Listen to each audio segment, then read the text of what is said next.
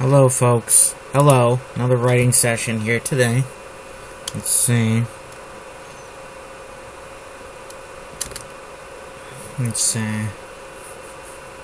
Worry about what fate hits.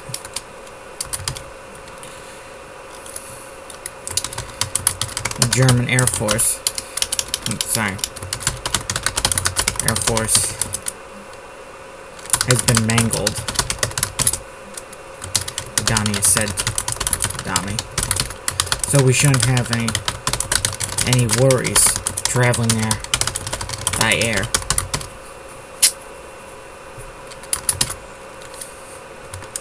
So you're willing to take that chance?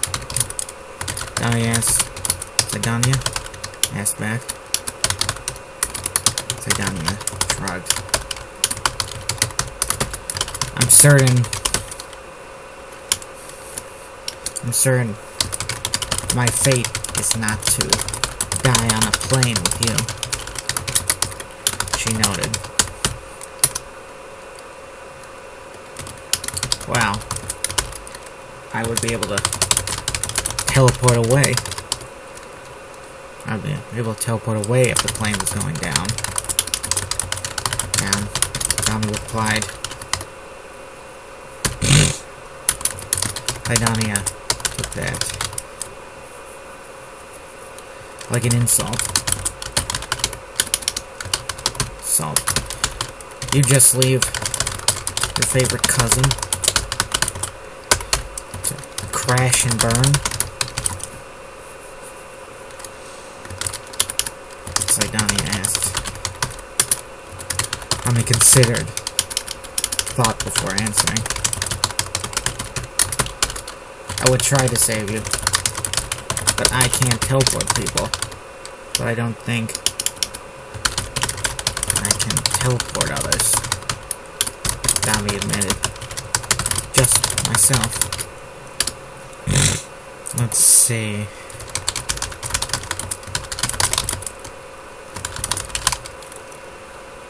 Just myself. If I was... And besides, it would be fair to just take you and not the other passengers, but the pilot.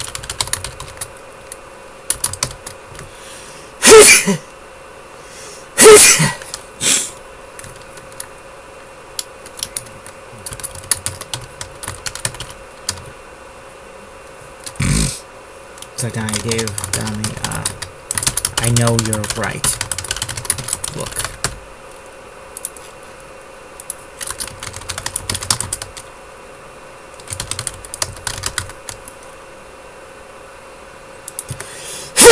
Why am I sneezing? I don't know. Let's see, I know you're right kind of look.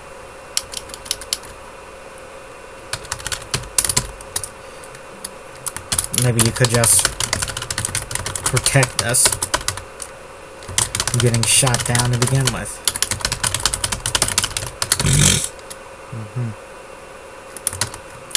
Dania suggested. Strap yourself to the wing and throw thunderbolts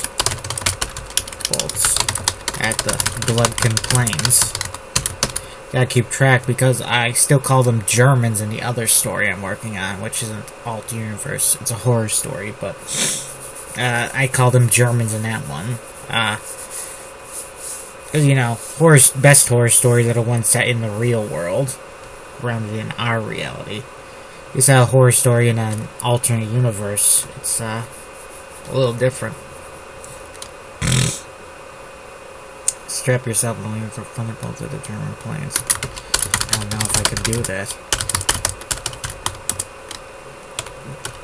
Kill people like that. I don't think I could kill. I don't want to kill people.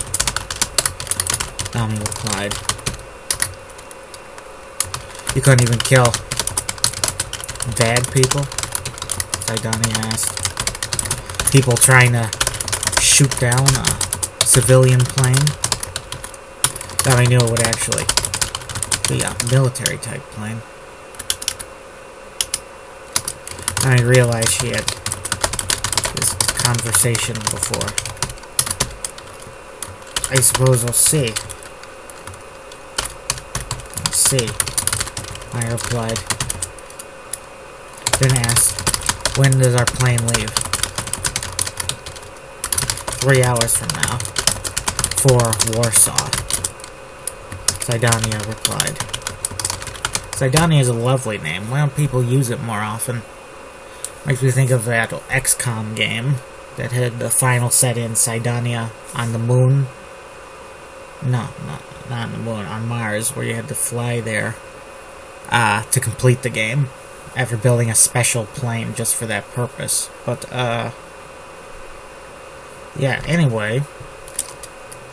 Also, Warsaw. That name's gotta get changed when I'm finished with the book. I forget the name, alternate name I came up with, Warsaw. 3 hours from now, from Warsaw. I'll travel light, Tommy said, partially as a joke. She had things in Warsaw already. Including some clothes, some of which Prince Elliot purchased for her. Actually, he was in her thoughts constantly.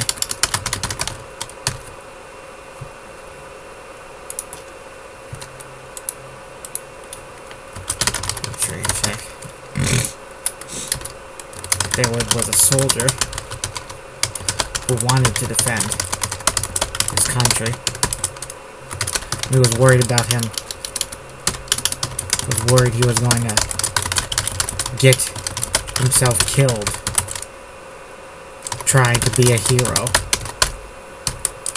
That happened before. Kings and princes were not immortal.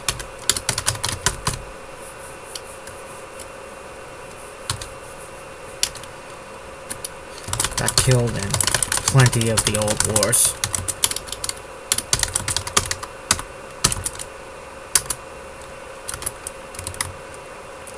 Before Dombey could go, Dombey ended up going to her Grace's apartment and packing a single suitcase herself. Before she could leave, she got a phone call.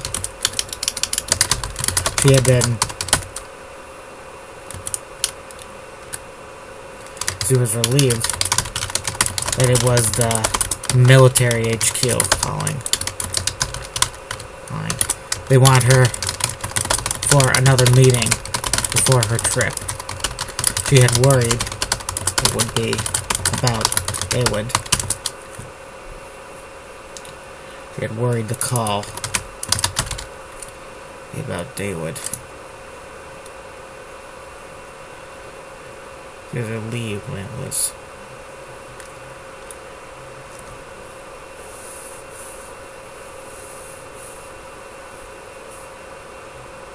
calling for another meeting.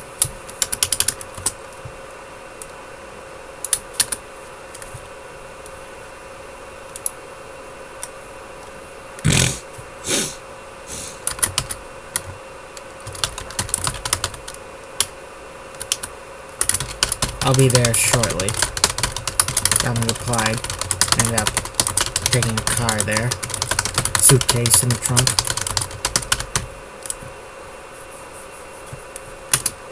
Actually, she was driven. Since Dominic didn't know how to drive. Among many other things.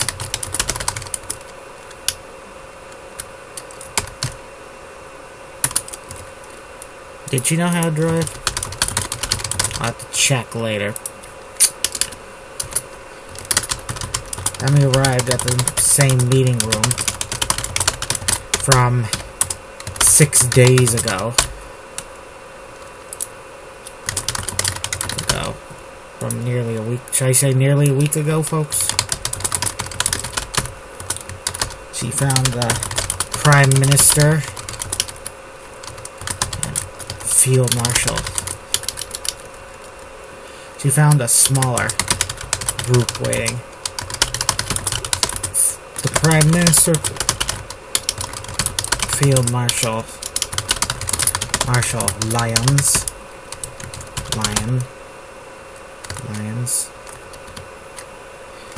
and a new face, a youthful, dark-haired Vulcan general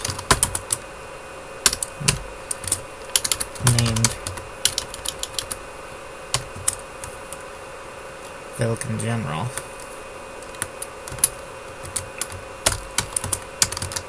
Was handsome, and he recognized him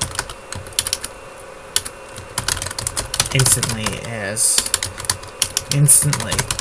General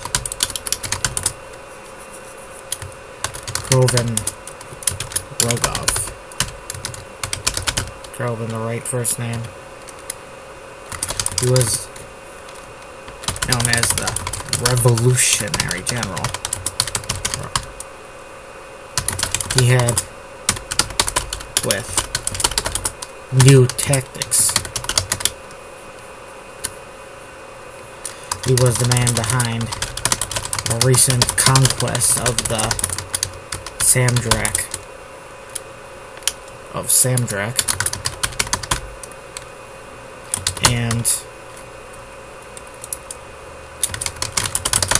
and the recent humbling of the Bloodkin army. Was considered the most powerful on the continent.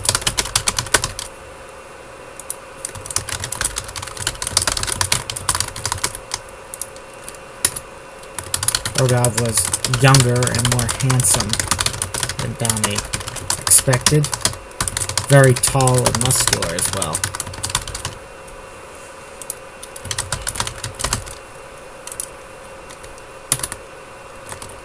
He was the right-hand man of Red Mask, the leader of the Vulcan Union. He was a man who was responsible for a number of terrorist incidents and assassinations beyond the Vulcan Union's borders. Borders. They say borders because no country just has one border.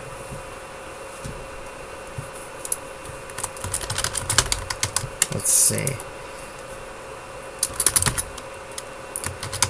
General Rogov himself, Dami said in a very blank, unimpressed tone. Rogov stood, and Dami entered the room and flashed a smile. Would have made Hollywood stars blush. Hollywood stars blush.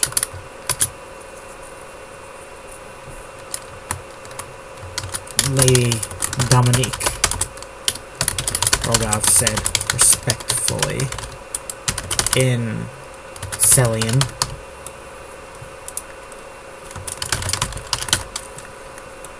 Folks, if you can't tolerate conversations like this when writing, unfortunately this is the majority of a lot of books, people talking and such. Even my books, which are heavy on action, still feature a lot of scenes of people in rooms talking, you know? I try to limit those as much as possible as, like, a challenge to myself, you know? I don't want to write easy books, I want to write hard ones. Anyway, let's see. Shouldn't you be in Gromia right now? Let me ask. Plotting to your offensive against the Bloodkins. Tell me the time to sit down before Rogov answered.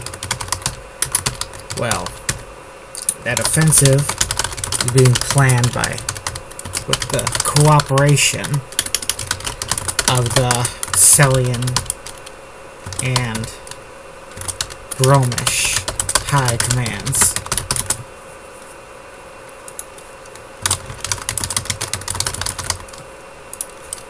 Rogov replied as he took his own seat. It will be a complicated venture, and we don't know when it will take place. Spring or summer next year, most likely, the Prime Minister said. Noted. Rogov gave him a brief look, like he said something that was too classified for Donnie's ears. That'd be a good time, Donnie said. Donnie agreed. Besides, we can't go earlier than that. Rogov noted. Nobody is ready for the fight. Nobody's ready. Nobody on our side is ready for the fight. Air Force. Let's see. When did I say the Air Force was crippled? This is a romance book, by the way. That might be hard to tell at this stage. Nobody on our side is ready for the fight. Even with the enemy weakened, the Bloodkins are throwing themselves at our defenses and taking appalling casualties. One almost feels sorry for them.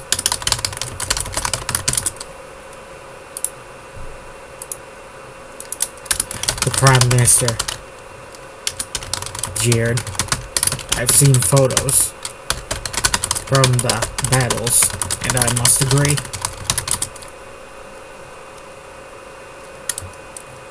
Field Marshal Lyons added.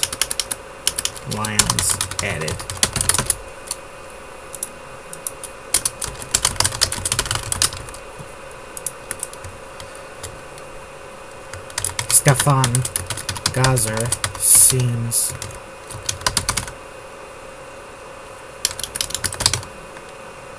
Stefan Gazer. Gazer.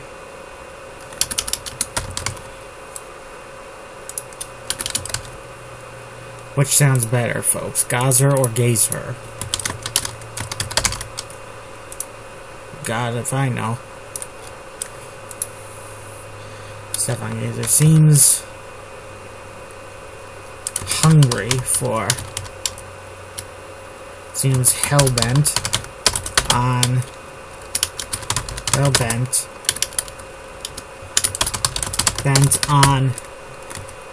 getting as many of his troops killed as possible.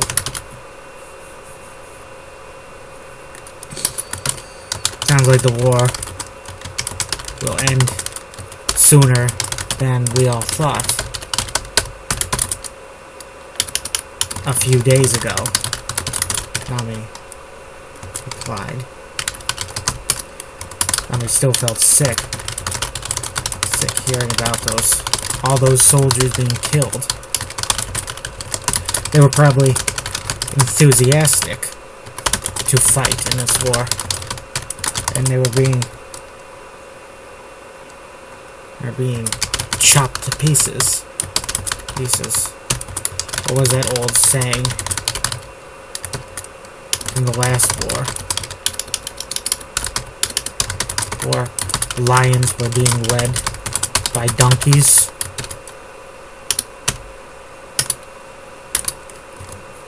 Of course, Rogov cleared his throat. Of course, the Bloodkins still have... I'm not even sure if I'm pronouncing my own made-up words correctly, folks.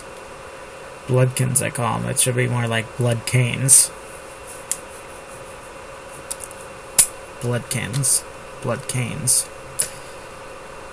And Bloodka is the name of the country. Let's see, of course the Bloodkins still have an ace up their sleeve. One they haven't used yet. Rogov noted. Bafflingly. So. The Prime Minister added. Let's see. Yeah, what's that phrase that I thought was weird? I can't remember now. Curry favor? No, that's just an odd phrase to me. What was the other one? Oh yeah, make one false step. Yeah, what does that mean? What is a false step? It's part of, I've only ever heard it used in that phrase. One false move, one false step, and I'll slay these people. The hostages and such. I just don't understand some of these weird phrases in our language. But I do understand that I've reached 21 minutes, so I'm going to sign off here, folks. Have a nice day. Enjoy yourselves.